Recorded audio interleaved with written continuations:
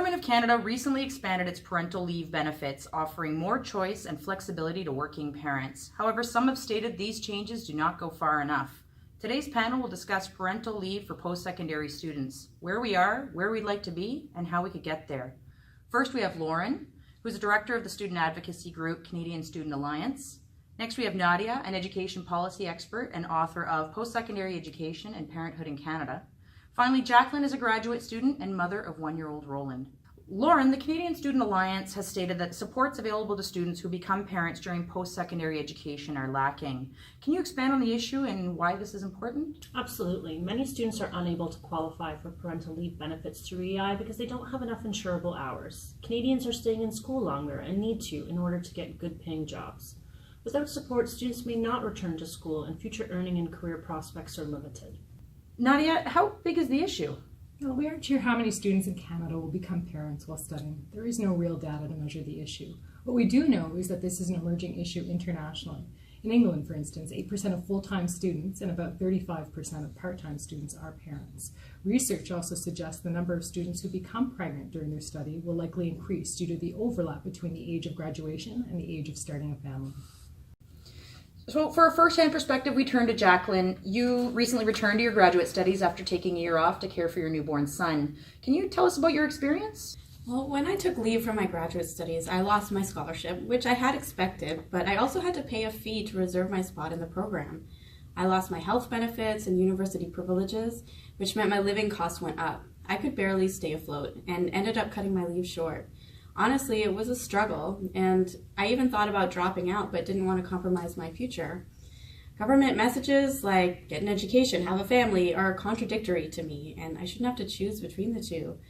And about the size of the issue, I'm just one of many cases of, let's face it, mostly women who have been affected by this issue. What is the cutoff number that we need to reach to be taken seriously? This is people's lives we're talking about. Nadia, is post-secondary education a right or a privilege? Well, research indicates that 70% of jobs today require some form of post-secondary education. Canadians want pathways to a better future. But what responsibility does the federal government have to support higher education? The current federal EI system was launched 46 years ago. While it has evolved incrementally, it is arguable that these modest changes have not kept pace with the needs of Canadian families. The federal government should lead the charge, working closely with provinces and territories to further update the system for what is a small but growing vulnerable population, student parents. A highly educated workforce is essential to a healthy and prosperous society and economy. Of course, the issue here is that students pay little to EI benefits and may not be eligible for EI. I'd like to call on Lauren for the student perspective on addressing the issue, and then would like to hear more from Nadia from a policy perspective. All Canadians deserve access to parental benefits. We need to find a way for students to access EI, or maybe get some sort of lump sum social benefit. How that gets done is up to policymakers. Nadia? Well, the social benefit idea is interesting and has been successfully implemented internationally. However, I do have concerns for how it would work in Canada since parental benefits operate through a contributory model. What we're proposing is fewer hours required to meet EI eligibility, similar to the Quebec Parental Insurance Program.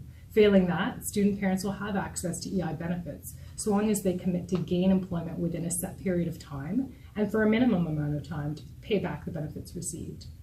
So would this follow current top-up models where funds are provided up front and the individual pays back through time worked? Exactly. Of course, there are many caveats that need to be explored. For instance, the amount of benefit, the amount of time the student has to pay back the benefits. What happens if the student fails to gain employment or can't pay back EI within a certain time frame? These issues are addressed in the policy paper we wrote. Lauren, Jacqueline, any final thoughts? I love this idea. It not only provides to student parents, but also encourages them to complete their degree and enter the workforce. Maybe a pilot could test the impact of policy on graduation rates and workforce participation. I'm a big fan of this too. It's great to think that future student parents won't have to go through the struggles I did. They won't have to put their life on hold to pursue an education. Children will benefit as well since they'll have their mom or dad home with them the first year. If I had had this opportunity with Roland, I could have taken the whole year off with him and I wouldn't be in so much debt. Thanks to all our guests for joining us. I'm Stephanie Paikin, and this is The Briefing.